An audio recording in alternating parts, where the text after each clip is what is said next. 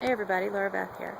Last week I got a message from a former student asking two questions about film stock and exposure. In regards to exposure, the question was, do you pick a stop and just stick with it? Now he's talking about shooting stop.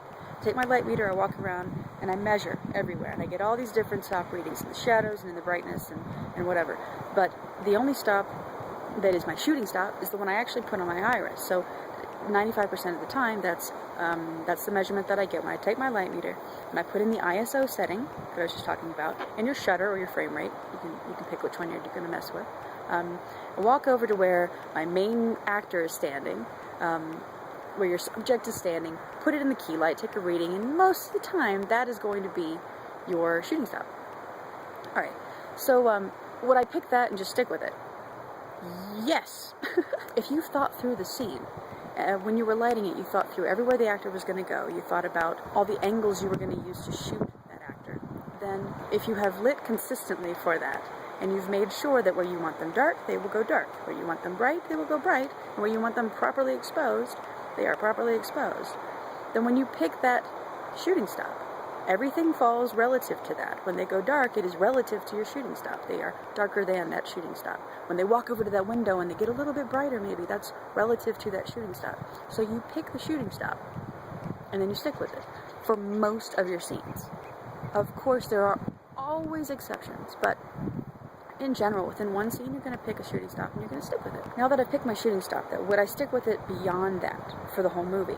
That's a different consideration. You have to remember that your iris is not just about exposure. It also is the final frontier in controlling one of the most important cinematic tools you have as a visual storyteller, which is depth of field. So the depth of field is that distance in front of and behind the subject where objects will appear in focus, even though you're only focused to this point.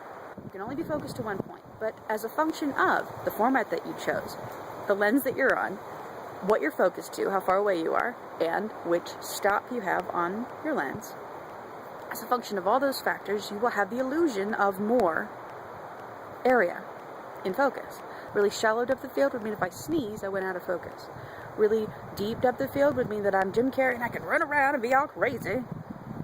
This has got pretty deep depth of field here. And everything appears to be in focus. So you have to make sure that that's what you want. If you pick an iris just based on exposure, then you might end up with a depth of field that is not fitting the scene.